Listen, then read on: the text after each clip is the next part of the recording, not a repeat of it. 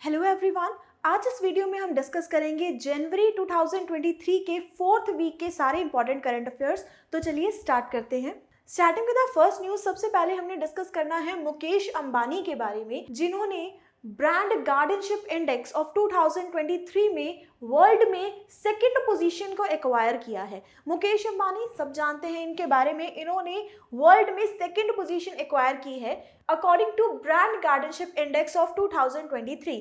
सबसे पहले इस इंडेक्स के बारे में बात करते हैं। तो ये जो इंडेक्स है इसे रिलीज किया जाता है by brand finance. Brand finance world की top leading brand evaluation companies में से मानी जाती है, जो कि ब्रांड वैल्यूएशन के बेसिस पे कंसल्टेंसी प्रोवाइड करती है और इसी पर्टिकुलर कंसल्टेंसी के द्वारा हर साल ब्रांड गार्डनशिप इंडेक्स रिलीज किया जाता है। इस बार 2023 में जब इस इंडेक्स को रिलीज किया गया, उसमें रिलायंस कंपनी के सीईओ मुकेश अंबानी ने सेकंड पोजीशन एक्वायर की है in all over the world and India में इन्होंने फर्स्ट पोजीशन एक्वायर की है। इसी के साथ साथ हम बात करें कि फर्स्ट पोजीशन जिनके द्वारा एक्वायर की गई है वो है निविदिया ब्रांड के सीईओ, जिनका नाम है जेनसन ह्युआंग। इन्होंने फर्स्ट पोजीशन को एक्वायर किया है इन दिस पर्टिकुलर लिस्ट। इस इंडेक्स के अगर और प्रोस्पेक्ट्स की तरफ नजर डालें तो थर्ड पोजीशन एक्वायर की गई है बाय सत्या नडेला, जो कि है CEO of Microsoft. Fourth position acquire की है शांतनु नारायण ने, जो कि अडोब के सीईओ है। एंड फिफ्थ पोजीशन एक्वायर की है सुंदर पिचाई ने, सीईओ ऑफ गूगल। तो आप देख सकते हैं कि टॉप 5 बिजनेसमैन में से 4 बिजनेसमैन इंडियन ओरिजिन के बिजनेसमैन हैं according to this particular index. Moving on to next news. Next हमने डिस्कस करना है ईवाई रिपोर्ट के बारे में। ईवाई रिपोर्ट होता क्या है? It's a Ernest and Young report जो कि हर साल रिलीज की जाती है, which shows the economy of different countries of the world. और इस पर्टिकुलर रिपोर्ट के हिसाब से देखा जाए तो इंडिया की इकोनॉमी बन जाएगी economy of $26 trillion till the year 2047। 2047 तक ये कहा जा रहा है कि इंडिया की इकोनॉमी $26 ट्रिलियन की इकोनॉमी बन जाएगी। इसी पर्टिकुलर रिपोर्ट के हिसाब से बात की जाए तो 2030 तक इंडिया की इकोनॉमी जर्मनी एंड जापान जैसी डेवलप्ड कंट्रीज की इकोनॉमी को भी पीछे छोड़ देगी और बन जाएगी वर्ल्ड की third largest economic super power. 2047 तक इंडिया में पर कैपिटा इनकम भी इंक्रीज होता हुआ नजर आ रहा है अकॉर्डिंग टू दिस रिपोर्ट। और अगर हम इस रिपोर्ट के हिसाब से देखें तो 2047 बहुत ही गोल्डन ईयर है इंडिया के लिए, क्योंकि 2047 में इंडिया की इंडिपेंडेंस को 100 ईयर्स कंप्लीट होने वाले हैं। यानी कि इंडिया ने पूरे वर्ल्ड में अपने आप को प्रूव किया है in the terms of economy. ये जो पर्टिकुलर रिपोर्ट है उसका नेम है India at the rate 100 realising the potential of a $26 trillion economy. Ernest and Young report के बारे में बात करें तो फर्स्ट टाइम इस रिपोर्ट को जारी किया गया था इन ईयर 2011 और अभी 2023 के लिए इन्होंने अपनी रिपोर्ट रिलीज की है।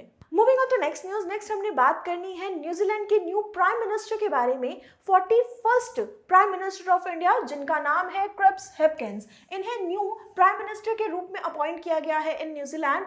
इन्होंने रिप्लेस किया है न्यूजीलैंड की प्रेजेंट प्राइम मिनिस्टर, जिनका नाम है जेसिंडा एर्डन। इन्हें रिप्लेस करने के बाद अब next 41st prime minister appoint हो रहे हैं न्यूजीलैंड में। इसी के साथ साथ अगर हम क्रिप्स के बारे में बात करें, ये इस टाइम पे प्रेजेंटली वर्क कर चुके हैं in a ministry of education, police and public service. इसी के साथ साथ इन्हें कहा जाता है Chris fix it Hipkins. Fix it इन्हें एक निकनेम दिया गया है because of his efficient role in crisis management for the government. इसी के साथ साथ अगर हम न्यूजीलैंड के कैपिटल के बारे में देखें तो न्यूजीलैंड की कैपिटल है वेलिंगटन। नेक्स्ट हमने डिस्कस करना है एक इंपॉर्टेंट डे के बारे में, दैट इज 24 जनवरी। और हम हर साल 24 जनवरी को सेलिब्रेट करते हैं international day of education. Education को एक दिन डेडिकेट किया है यूनाइटेड नेशन के द्वारा। ये जो दिन है इसे डिक्लेयर किया गया था by United Nation General Assembly और इस बार 2023 के लिए जो इसका थीम रखा गया है that is to invest in people, prioritise education. 5th edition celebrate किया जा रहा है 2023 में। सबसे पहले इस दिन को मनाया गया था 2018 में। 2018 से हम लगातार इस दिन को सेलिब्रेट करते आ रहे हैं, एक पर्टिकुलर दिन जहां पर लोगों को इम्पोर्टेंस सिखाई जाती है about the role of education in peace and development. और 2023 में particularly United Nation General Assembly के जो हेड हैं, जिनका नाम है ऑड्रे ऑजले, उन्होंने ये डिक्लेयर किया कि इस दिन को हम डेडिकेट करते हैं फॉर द अफगान गर्ल्स, यानी अफगान में गर्ल्स की एजुकेशन पे बहुत ज़्यादा फोकस नहीं किया जाता है। वहाँ पर ये एक्सपेक्टेड है कि अप्रॉक्स 2.8 मिलियन गर्ल्स जो कि स्कूल गोइंग एज की गर्ल्स हैं वो स्कूल नहीं जाती हैं, एंड अप्रॉक्स 1.6 मिलियन गर्ल्स को उनकी सेकेंडरी एजुकेशन के बाद स्कूल छोड़ना पड़ता है। तो इस पर्टिकुलर डाटा को और इम्प्रूव करने के लिए एक दिन डेडिकेट किया गया है for the Afghan girls and womens education. Next हमने बात करनी है सारस फेयर फेस्टिवल के बारे में। सारस बहुत ही बड़ा फेयर फेस्टिवल होता है इंडिया में, जहां पर प्रमोट किया जाता है handicrafts, handlooms as well as artisans of India को। इस बार 2023 में पहली बार ये फेयर लगाया जा रहा है इन जम्मू कश्मीर। जम्मू कश्मीर पहले यूनियन टेरिटरी है जहां पर सारस फेयर फेस्टिवल को ऑर्गेनाइज किया जा रहा है। तो जम्मू कश्मीर के लिए जो डेट्स डिसाइड हुई हैं दैट इज 4 फरवरी टू 14 फरवरी। 4 फरवरी को स्टार्ट होने वाला है ये पर्टिकुलर फेयर, चलेगा टिल 14 फरवरी। 11 दिन तक इसका सेलिब्रेशन चलेगा, जिसमें 15 यूनियन टेरिटरीज एंड स्टेट से अलग अलग जगहों से विमेंस एंड आर्टिस्ट जो है वो पार्टिसिपेट करेंगे। Women's of self help group, उन्हें एक अपॉर्चुनिटी प्रोवाइड की जाएगी कि वो अपने हैंडलूम्स, वीवर्स, फूड्स, इन सब चीज़ों को मेले में सबके सामने एग्जिबिट कर सके। सारस फेयर 2023 के लिए जो वेन्यू डिसाइड हुआ है दैट इज बागे बाहू ऑफ जम्मू। नेक्स्ट हमने बात करनी है 14th addition of arrow India के बारे में। एरो इंडिया डिफेंस की तरफ से होने वाला एक इवेंट है। इंडिया डिफेंस की तरफ से 2 मेजर इवेंट्स हर साल सेलिब्रेट किए जाते हैं, जिसमें से एक है एरो इंडिया, दूसरा है डिफेंस एक्सपो। तो यहाँ पे फर्स्ट एरो इंडिया को हम डिस्कस कर रहे हैं, जिसका 14th एडिशन सेलिब्रेट किया जाएगा फ्रॉम 13 फरवरी टू 17 फरवरी 2023। और इसके लिए जो वेन्यू डिसाइड हुआ है that is air force station of Yelahanka. 5 दिन तक चलने वाला ये इवेंट है, जिसके बारे में सारी की सारी इंफॉर्मेशन प्रोवाइड की गई है by defence minister Rajnath Singh. इसी के साथ साथ जो थीम रखी गई है that is the runway to a billion opportunities. इस पर्टिकुलर थीम के साथ इस इवेंट को ऑर्गेनाइज किया जा रहा है by department of defence production. Next हमने बात करनी है एक मेरीटाइम एक्सरसाइज के बारे में, जिसका नाम है ट्रोपेक्स 2023। ट्रोपेक्स एक्सरसाइज इंडियन नेवी की तरफ से कंडक्ट करवाई जा रही है, जो कि 3 महीने तक चलने वाली एक एक्सरसाइज है। 3 मंथ्स ये ऑलरेडी स्टार्ट हो चुकी है in a month of January and it will end in March 2023। 3 महीने तक चलने वाले इस इवेंट में अलग अलग तरीके के नेवी फंक्शंस किए जाएंगे एंड नेवल एक्सरसाइजेस की जाएंगी बाय इंडियन नेवी। इसी के साथ साथ इसे माना जा रहा है biggest war game of Indian navy. Indian navy में सबसे बड़ी होने वाली ये मेरीटाइम एक्सरसाइज है, जो कि 2 साल में एक बार कंडक्ट करवाई जाती है। अब इसे ऑर्गेनाइज किया जा रहा है इन ईयर 2023। फर्स्ट टाइम इस पर्टिकुलर एक्सरसाइज को किया गया था in January 2019। Next we have to discuss about Padma awards. Padma awards बहुत ही एक इम्पॉर्टेंट अवार्ड्स है हमारे एग्जामिनेशन पॉइंट ऑफ व्यू से। सिविलियन अवार्ड में जो हाईएस्ट अवार्ड माना जाता है that is Bharat Ratna award, और उसके बाद जो हाईएस्ट अवार्ड्स की कैटेगरी में आते हैं वो है हमारे पद्मा अवार्ड, जिसमें से second highest award is Padma Vibhushan, third highest civilian award is Padma Bhushan and fourth highest civilian award is Padma Shri. तो इन्हीं पद्मा अवार्ड्स के बारे में हमने बात करनी है। 2023 के लिए जो इसकी लिस्ट जारी की गई है उसमें टोटल 106 पद्मा अवार्डीज का नेम इंक्लूडेड है। 106 पद्मा अवार्ड्स दिए जाएंगे including 3 duo cases. Duo cases का मतलब क्या होता है? पर्सन्स आर 2 बट उसे एक ही अवार्ड कंसीडर किया जाता है। इस तरीके से 106 अवार्ड दिए जा रहे हैं, जिसमें से 6 हैं पद्मा विभूषण, 9 है पद्मा भूषण एंड 91 है पद्मा श्री अवार्ड्स। इस पर्टिकुलर लिस्ट में 19 विमेन्स इंक्लूडेड है, 2 persons are from the category of foreigners and NRI and 7 persons है posthumous awardees। अगर हम पद्म विभूषण के अवार्डीज के नेम को डिस्कस करें तो फर्स्ट नेम है हमारे सामने श्री बालकृष्ण दोषी, जिन्हें कि पॉस्थुमसली ये अवार्ड दिया गया है। आर्किटेक्चर की फील्ड से बिलोंग करते हैं, from the state Gujarat. Next name है हमारे पास जाकिर हुसैन, जो कि आर्ट से बिलोंग करते हैं। जाकिर हुसैन कौन से इंस्ट्रूमेंट से रिलेटेड है? ये रिलेटेड है तबला के साथ। नेक्स्ट नेम है हमारे सामने श्री S.M. कृष्णा, जो कि पब्लिक अफेयर्स से बिलोंग करते हैं। फोर्थ नेम है श्री दिलीप महानोबलेस, जिन्हें कि पॉस्थुमसली ये अवार्ड दिया गया है, बिलोंग करते हैं from the field of medicine. Fifth name है श्री निवास वर्धन, बिलोंग करते हैं field of science and engineering. And sixth name है हमारे पास श्री मुलायम सिंह यादव, जिन्हें कि पॉस्थुमसली ये अवार्ड दिया गया है, बिलोंग करते हैं from the field of public affairs. तो ये है वो 6 पद्म विभूषण अवार्डीज। इसी के साथ साथ 9 पद्म भूषण एंड 91 पद्मश्री अवार्ड्स भी डिस्ट्रीब्यूट किए गए हैं। नेक्स्ट हमने बात करनी है गैलेंट्री अवार्ड्स के बारे में। जैसे पद्मा अवार्ड्स हमने डिस्कस किए वो दिए जाते हैं सिविलियंस को, ऐसे ही गैलेंट्री अवार्ड्स दिए जाते हैं फॉर आर्म्ड फोर्सेस पर्सनल, यानी कि आर्मी, नेवी, मिलिट्री, इन सभी फोर्सेस में जो पर्सन अपना एक्स्ट्रा ऑर्डिनरी करेज शो करता है उसे गैलेंट्री अवार्ड से सम्मानित किया जाता है। इस बार टोटल 412 गैलेंट्री अवार्ड्स डिस्ट्रीब्यूट किए गए हैं by president of India Droupadi Murmu, जिनमें कैटेगराइजेशन अगर हम देखें तो 6 हैं कीर्ति चक्र अवार्ड्स, जिसमें से 4 पॉस्थुमसली दिए गए हैं। 15 है शौर्य चक्र, जिसमें से 2 पॉस्थुमसली डिस्ट्रीब्यूटेड है। 1 है बार-2 सेना मेडल, 92 सेना मेडल्स हैं। 1 है नौसेना मेडल, 7 है वायुसेना मेडल और 29 है परम वशिष्ठ सेवा medal.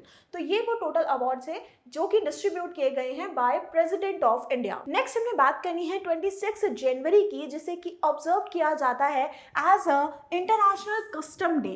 International custom day is declared by world custom organization WCO। First time इसे डिक्लेयर किया गया था 1953 में। इस बार 2023 के लिए इसका जो थीम रखा गया है that is nurturing the next generation, promoting a culture of knowledge sharing and professional pride in customs. इस थीम के साथ इस बार इस डे को सेलिब्रेट किया जा रहा है। अगर हम WCO के कुछ इंपॉर्टेंट स्टैटिक पॉइंट्स की तरफ नजर डालें तो वर्ल्ड कस्टम ऑर्गेनाइजेशन को एस्टैब्लिश किया गया था in year 1953।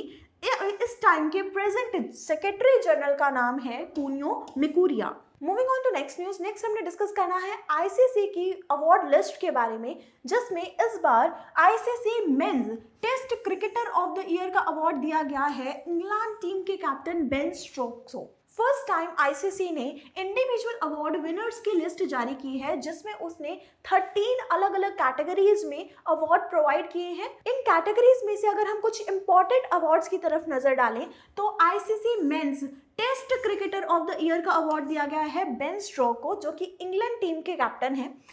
Mains ODI cricket of the year का अवार्ड दिया गया है बाबर आजम को। Women's ODI cricketer of the year का अवार्ड दिया गया है नेट स्केवियर को, जो कि इंग्लैंड से बिलोंग करती है। इसी के साथ men's T20 international cricketer of the year का अवार्ड दिया गया है सूर्य कुमार यादव, जो कि इंडियन टीम के लिए खेलते हैं। नेक्स्ट है women's emerging cricketer of the year का अवार्ड। ये दिया गया है इंडिया की एक बहुत ही एफिशिएंट प्लेयर जिनका नाम है रेणुका सिंह। नेक्स्ट है women's associate cricketer of the year का अवार्ड। ये भी इंडिया की ही एक प्लेयर को मिला है, that is Esha Oza. Spirit of the cricket का अवार्ड दिया गया है आसिफ शेख को, जो कि नेपाल से बिलोंग करते हैं। ये बहुत ही पर्टिकुलर अवार्ड है, पहली बार नेपाल के किसी क्रिकेटर को इतना बड़ा अवार्ड दिया गया है फ्रॉम ICC, तो ये नाम हमारे लिए बहुत इंपॉर्टेंट है। आसिफ शेख फर्स्ट नेपाल के क्रिकेटर हैं जिन्हें एक इंटरनेशनल अवार्ड मिला है। इसी के साथ साथ सर गारफील्ड सोबर्स ट्रॉफी दी गई है बाबर आजम ऑफ पाकिस्तान। तो ये हमारे सामने कुछ इंपॉर्टेंट प्लेयर्स हैं जिन्हें अवार्ड प्रोवाइड किया गया है by ICC international cricket council. Next हमने बात करनी है 74th रिपब्लिक डे 2023 के बारे में। इस बार 2023 में हमने Republic day 74th time celebrate किया है। इसमें बहुत सारी चीज़ें न्यू ऐड हुई, बहुत सारी चीज़ें पहली बार इस रिपब्लिक डे पे हमें देखने को मिलती हैं, जैसे कि पहली बार 12 women Riders of camel contingent of BSF ने इस परेड में पार्टिसिपेट किया। इसी के साथ साथ डेयर डेविल्स जो कि मोटरसाइकिल राइडर्स हैं, ये भी फर्स्ट टाइम विमेन राइडर्स को रिपब्लिक डे में पार्टिसिपेट करने का मौका मिला। पहली बार अग्निवीर्स ने रिपब्लिक डे परेड में पार्टिसिपेट किया।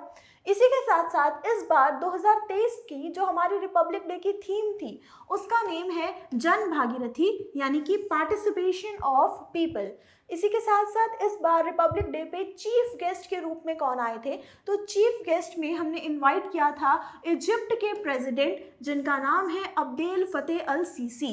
इजिप्ट से इंडिया में आने वाले पहले प्रेसिडेंट हैं जिन्हें चीफ गेस्ट के रूप में इनवाइट किया गया है on the occasion of Republic day. साथ ही इजिप्ट G20 के 9 नेशंस में से एक है। इसी के साथ साथ इसी पर्टिकुलर दिन हमने सेलिब्रेट किया है 75th anniversary of diplomatic relations between India and Egypt. Republic day parade में पार्टिसिपेट करने वाले अलग अलग टैब्यूल्स को जो अवार्ड दिए जाते हैं, अगर हम उन अवार्ड्स के बारे में डिस्कस करें तो बेस्ट टैब्यू का अवार्ड दिया गया है उत्तराखंड स्टेट की झांकी को। उत्तराखंड स्टेट की झांकी में हमें जिम कॉर्बेट नेशनल पार्क की एक झलक देखने को मिलती है। उत्तराखंड के स्टेट एनिमल मस्क डियर को इसमें इंक्लूड किया गया और बहुत ही प्यारी सी झांकी के साथ इसे मिला है बेस्ट टैब्यू का अवार्ड। इसी के साथ साथ सेकंड जो अवार्ड दिया गया है वो महाराष्ट्र को एंड थर्ड अवार्ड दिया गया है उत्तर प्रदेश की झांकी को। अगर हम मिनिस्ट्रीज में से बात करें तो मिनिस्ट्री ऑफ ट्राइबल अफेयर को दिया गया है बेस्ट मिनिस्ट्रियल टैब्यू अवार्ड और बेस्ट मार्चिंग कंटिजेंट सेलेक्ट हुए हैं आर्मी पंजाब रेजिमेंट। नेक्स्ट हमने बात करनी है इंडिया के पहले सोलर मिशन के बारे में जिसे कि लॉन्च किया जाएगा इन जून-जुलाई 2023। इंडिया ने अपना पहला सोलर मिशन लॉन्च करने के लिए सारी तैयारियां कर ली हैं जिसका नाम रखा गया है Aditya L1 mission. Aditya L1 mission sun पर भेजा जाने वाला इसरो की तरफ से पहला सोलर मिशन है जिसमें सन को ऑब्जर्व किया जाएगा as well as solar corona की तरफ फोकस किया जाएगा by this particular satellite Aditya L1। ISRO की तरफ से होने वाला ये पहला मिशन है। इसमें अलग अलग तरीके के टोटल 7 पेलोड्स को ऐड किया गया है जिसका primary payload design and fabricate किया गया है by Indian institute of astrophysics of Bengaluru. ISRO के अगर हम कुछ इंपॉर्टेंट पॉइंट्स देखते हैं तो इसरो का हेडक्वार्टर्स है इन बेंगलुरु। इस टाइम के करंट चेयरमैन है इसरो के श्रीधरा सोमनाथ। इसरो को एस्टैब्लिश किया गया था 1969 में और इसके फाउंडर का नाम है विक्रम साराभाई। नेक्स्ट हमने बात करनी है 5th addition of Khelo India youth games. Khelo India youth games का 5वां एडिशन करवाया जा रहा है इन स्टेट मध्य प्रदेश, जिसके लिए जो डेट्स डिसाइड हुई हैं दैट इज 30 जनवरी टू 11 फरवरी। 30 जनवरी से ऑलरेडी खेलो इंडिया यूथ गेम्स स्टार्ट हो चुके हैं और खत्म होंगे ऑन 11 फरवरी को। मध्य प्रदेश में इन्हें ऑर्गेनाइज किया जा रहा है। इसका इनॉग्रेशन किया गया bye sports minister Anurag Thakur और मध्य प्रदेश के चीफ मिनिस्टर शिवराज सिंह चौहान के द्वारा, जो कि खेले जा रहे हैं इन TT Nagar stadium of Bhopal. पहली बार ऐसा हुआ है कि खेलो इंडिया यूथ गेम के लिए एक सेपरेट मोबाइल एप्लीकेशन लॉन्च किया गया है बाय मिनिस्ट्री ऑफ स्पोर्ट्स। इस मोबाइल एप्लीकेशन में जितने भी खेलो इंडिया यूथ गेम के फैंस हैं उन्हें बहुत सारी इंफॉर्मेशन देखने को मिलेगी, जैसे कि आने वाले इवेंट्स के बारे में, उनके स्केड्यूल के बारे में और साथ ही साथ उनके वेन्यूज और बाकी सारी इंफॉर्मेशन इस पर्टिकुलर एप्लीकेशन के थ्रू दी जा रही है। तो फर्स्ट टाइम एक एप्लीकेशन लॉन्च किया गया है for Khelo India youth games. अगर हम इसकी शुरुआत के बारे में बात करें तो इसे स्टार्ट किया गया था in year 2018 with the name of Khelo India school games. उसके बाद इसका नेम चेंज होकर हो गया है खेलो इंडिया यूथ गेम्स। नेक्स्ट हमने बात करनी है first edition of women's under 19 T20 world cup के बारे में। पहली बार ICC ने अंडर 19 T20 वर्ल्ड कप करवाया है ऑफ वुमेन टीम्स, जिसे जीत लिया है इंडिया की टीम ने after defeating players of England. England को हराने के बाद बाय 7 विकेट्स इंडिया ने फर्स्ट एडिशन जीत लिया है of under 19 women T20 world cup. इसी के साथ साथ ICC के किसी भी टूर्नामेंट में वुमेन टीम ने पहली बार कोई इवेंट जीता है, यानी कि ये पहला इवेंट है जो वुमेन टीम ने जीता है ऑर्गेनाइज्ड बाय ICC। इसी के साथ अगर हम बात करें तो सबसे ज्यादा रन जिसने लिए हैं उस प्लेयर का नाम है श्वेता शेरावत, जिन्होंने टोटल 292 रन स्कोर किए हैं इन 6 मैचेस और player of the match in a final का अवार्ड जीता है टीटा सिद्धू ने। नेक्स्ट हमने बात करनी है newly appointed vice chief of Indian air force के बारे में। तो इंडिया के नए वाइस चीफ के रूप में जिन्हें अपॉइंट किया जाएगा उनका नाम है एयर मार्शल AP सिंह। इन्हें आगे आने वाले 1 फरवरी 2023 को चार्ज दिया जाएगा as a vice chief of Indian air force. इन्होंने रिप्लेस किया है एयर मार्शल संदीप सिंह को। इस टाइम पे प्रेजेंटली ये वर्क कर रहे हैं as a air force commanding in chief of central air command और अब इन्हें बना दिया गया है vice chief of Indian air force. अगर इंडियन एयरफोर्स के कुछ स्टार्टिंग पॉइंट्स देखें, हेडक्वार्टर्स हैं in New Delhi. Indian air force को एस्टैब्लिश किया गया था ऑन 8 अक्टूबर 1932 और इस टाइम के करंट इंडियन एयरफोर्स के एयर चीफ मार्शल का नाम है विवेक राम चौधरी। तो ये हमने देखी सारे important current affairs of 4th week of January. I hope ये सारी इन्फॉर्मेशन आपके लिए यूजफुल रहेगी। मिलते हैं नेक्स्ट वीडियो में, तब तक के लिए थैंक यू। पनेशिया ट्यूटर लाया है एक एजुकेशन प्लेटफॉर्म जहां पर अलग अलग कोर्सेस जैसे कि IAS, PCS, UGC net, SSC और बैंकिंग एग्जाम्स के लिए ऑनलाइन और ऑफलाइन क्लासेस की सुविधा उपलब्ध है। Comprehensive coverage of all the subjects through quality video lectures है। एप्टीट्यूड का topic that is blood relation, uncles only daughter. He took the throne. तो जो थ्रोन पे एम्परर बैठते थे वो अपने साथ ले गए। Kohinoor diamond, the world famous Kohinoor diamond, वो भी मुगल ट्रेजरी से ले गए।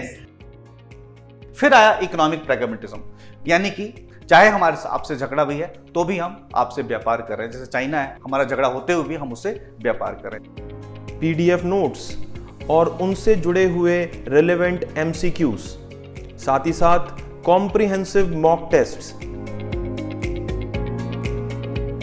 So join Panasia Tutor for your successful and bright future.